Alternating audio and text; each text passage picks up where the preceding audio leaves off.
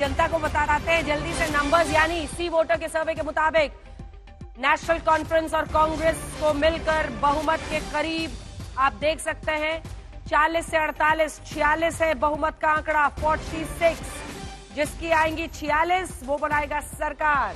40 से 48 जिसमें बीच का आंकड़ा होता है 44, अगर बन जाता है 2 कम तो उसके लिए मुश्किलें होंगी, क्योंकि फिर आपको अन्य से या किसी से, लेकिन वोटिंग परसेंटेज इतना होने के बावजूद सीट्स में ट्रांसलेट नहीं हो रहा है अन्य के लिए। 6 से 11 सीटें वो बिखर रहा है, यानी एक मोमेंटम तो बना ऐसे उम्मीदवारों के लिए जो कि बड़ी पार्टियों से नहीं लेने देना जिनका है। देखिए लोकसभा नतीजों ने साफ कर दिया कि डिनास्टिक पॉलिटिक्स से लोग तंग आ चुके हैं।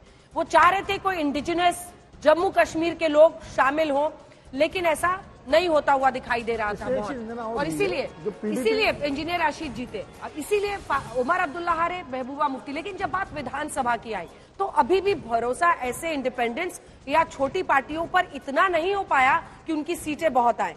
सीटें नेशनल कॉन्फ्रेंस की ही है, और ज्यादातर इलाकों में जहां हम लोग भी गए हमें ऐसा साफ दिखा कि नेशनल कॉन्फ्रेंस और उमर अब्दुल्ला को लेकर एक वहां पर लोगों में कश्मीर के इलाके में एक्साइटमेंट था, और वही इसमें भी रिफ्लेक्ट हो रहा है।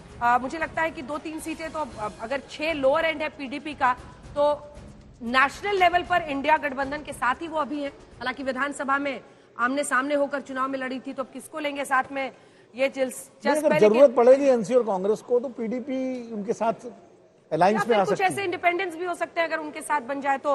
हालांकि जरूरत कितनी पड़ेगी नहीं पड़ेगी। रविंद्र रैना जी, हम लोगों ने जब कश्मीर में आकर श्रीनगर में पंचायत किया था तब भी मैंने आपसे कहा था कि आपको 8 अक्टूबर को मुझे इंटरव्यू देना है। 8 अक्टूबर का तो अभी इंतजार है, उस दिन नतीजे आएंगे। लेकिन जम्मू कश्मीर के बीजेपी अध्यक्ष के तौर पर आज इस सी वोटर के एग्जिट पोल पर आपका टेक जाना चाहेंगे, क्योंकि देखिए आपकी पिछली बार 2014 में जब चुनाव हुआ था 25 सीटें आई थी, सभी की सभी जम्मू रीजन से आई थी यहां पर, लेकिन इस बार आप 27 से 32 पर तो पहुंच रहे हैं सर। और ऐसा लगता है कि आप लोगों का कश्मीर के इलाके में इस बार जो है वो खाता अगर अच्छा होता है तो 1 सीट खुल सकता है। 0 to 1 हमारा रिफ्लेक्ट कर रहा है। अभी भी आप जम्मू तक ही सीमित है, वहां पर भी इतना नंबर नहीं है कि आप इंडिपेंडेंस या किसी के साथ सरकार बना ले। आपका रिएक्शन सर इस सर्वे पर? अंजना जी, मेरी तरफ से आप सबको बहुत बहुत नमस्कार।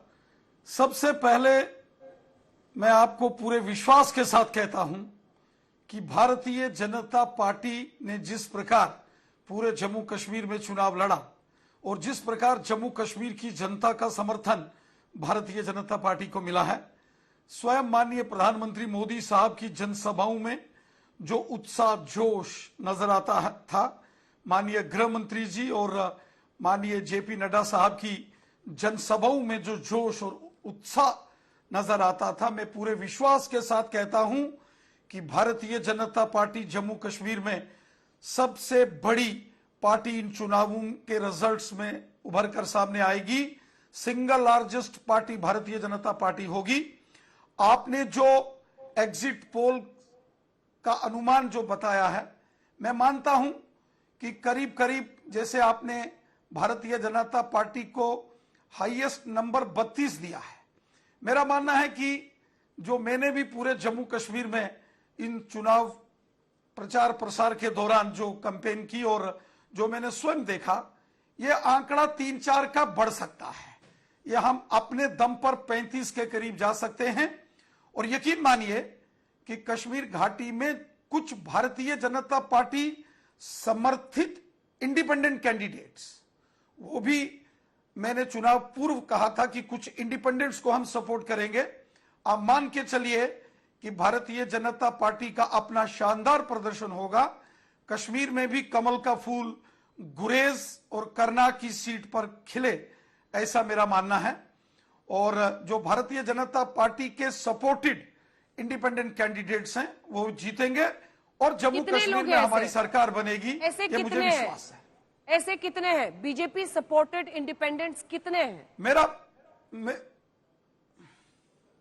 मेरा मानना है कि 10 से 15 ऐसे उम्मीदवार जरूर आएंगे जो Bharatiya Janata party supported independent candidates होंगे, जो जीत कर आएंगे और जम्मू कश्मीर में हमारी सरकार बनेगी। जम्मू कश्मीर में गैर कांग्रेस गैर एनसी गैर पीडीपी सरकार बनेगी, मेरा मानना है।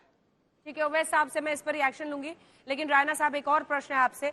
देखिए यहाँ पर अभी अच्छी खासी लड़ाई हो गई थी, डल झील के सामने हम लोग बैठे हैं, पूरा चाह रही थी मैं कि उसकी शीतलता यहाँ पहुंचे, लेकिन खूब ढिशुम लड़ाई हुई है यहाँ पर आशुतोष जी और रागी जी के बीच में। वो कह रहे हैं कि इंजीनियर राशिद की पार्टी को आप लोगों ने ही, आप ही के समर्थन से वो लोग लड़ रहे हैं चुनाव, रशीद साहब को बेल भी दिलवा दिया, उनको उतार दिया वहां पर।